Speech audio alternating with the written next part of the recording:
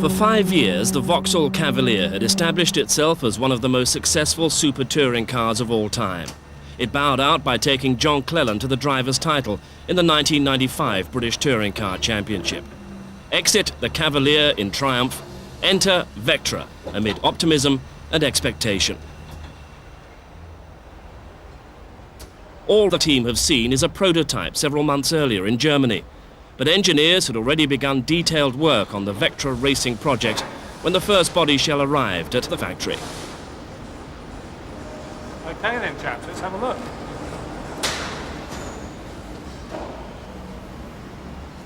This was the car with which Vauxhall expected to keep pace with the heightened competition and prestige of super touring racing, not only in Britain, but worldwide.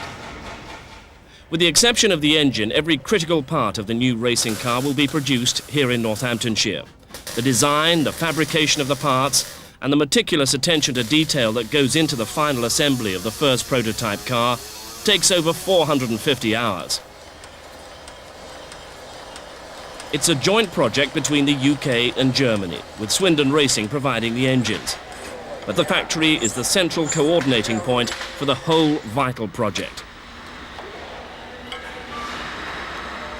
Input comes from many different quarters, and a vast range of technological and motor racing expertise is called upon. And among the most vital input comes from the drivers, especially the champion, John Cleland, enthusiastically involved. That we're starting with are better. And it should be a big improvement. So with the CAD, you were able to design the roll cage and determine where the plus and minus points were over the Vectra against the last year's Cavalier, before you even saw a body shell. That's right, yes. Yeah, I mean, immediately we could see... Cleland must be patient. The driver takes over later. Most of the work so far has been done by computers, but the computers say it's looking good. We measure this at various stations. With the help of GM engineers in Russelsheim, the roll cage for the first time has been integrated into the production shell. The result is torsion rigidity 30% stiffer than last year's Cavalier, for no increase in weight. Weight is critical. Even the spray painting is carefully monitored. Too much paint can mean too much weight.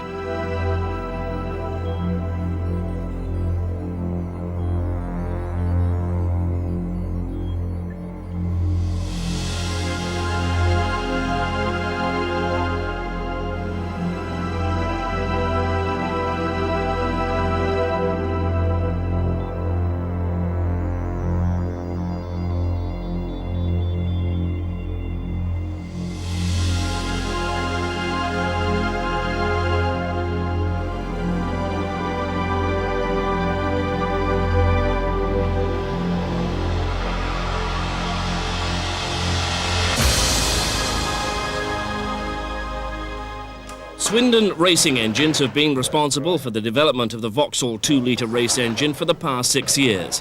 Under the watchful eye of proprietor John Dunn, the development is continuing to produce an engine that suits the particular characteristics of the Vectra. A new and further developed chassis requires a different type of power.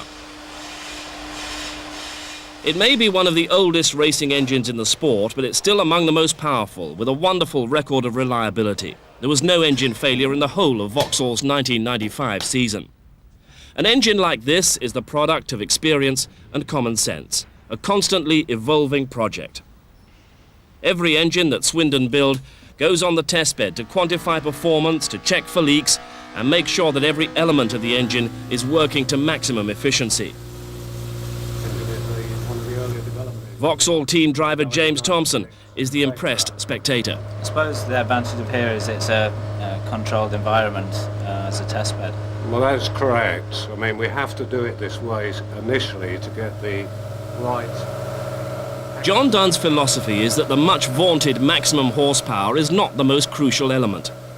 The amount of race time that's spent at maximum revs is comparatively small. More time is spent around 7,500 to 8,000 revs. That's where the power and torque is most needed, and that's where this engine delivers.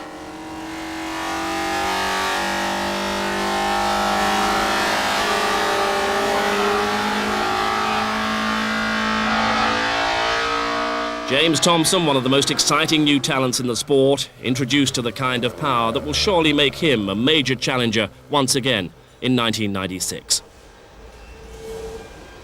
What excites Vauxhall most about the Vectra project is the lack of any need to compromise.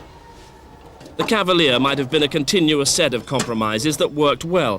The Vectra project is much more a blank sheet of paper, a project to design a race car rather than take a road car and make a race car out of it. Not just any race car, but one that can race and win all over the world. Progress was swift and exciting. 8 weeks after taking delivery of the first body shell, the car was ready for its first test, and Vauxhall Motorsport boss Mike Nicholson would get his first trackside glimpse of the future. There's a fair bit of work left to do. They're going to be burning the midnight oil for tomorrow. We will be, I'm afraid. They were burning it last night as well. Yeah. It's a usual situation this time in the birth of a new car, but there's a few problems to iron out, so we'll be out there tomorrow at Silverstone. Silverstone first run. Yep, looking forward to it. Fantastic. I'll be there. I won't miss that.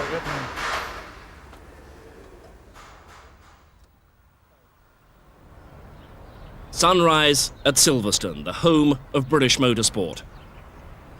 For the still secret Vectra, it's the day of destiny.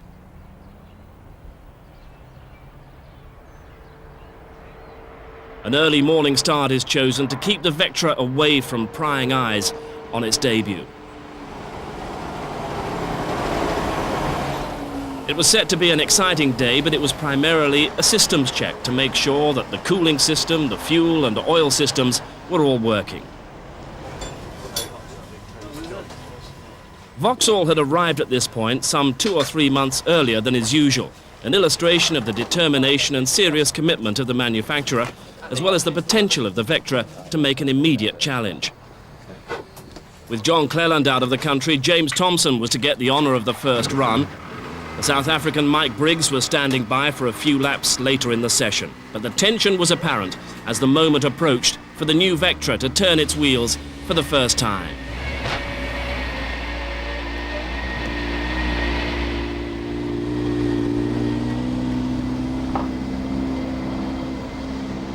A more central driving position with the driver positioned further back in the car to aid weight distribution, that's the first contrast that James Thompson experienced. A year of design and development is about to be put to the test. It's a very special moment, the birth of a new racing car.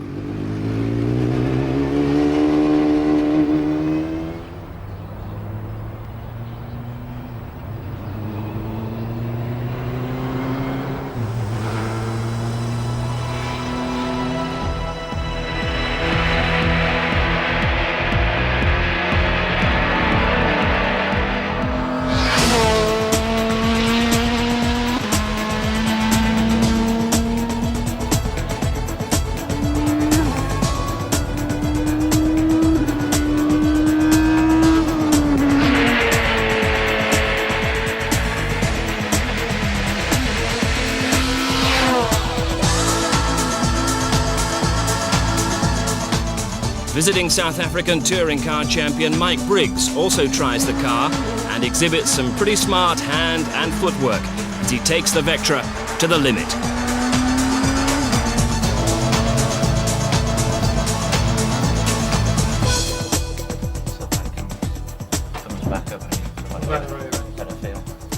The initial verdict is very encouraging indeed, but now comes a winter of fine-tuning and hard work to guarantee that the Vectra will be a winner.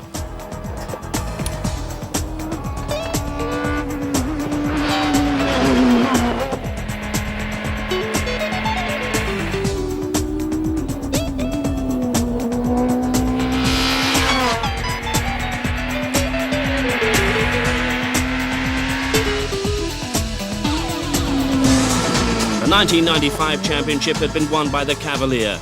If that title could be successfully defended by the Vectra, Vauxhall could claim one of the great achievements in super touring racing. So stand by for some tremendous excitement in 1996.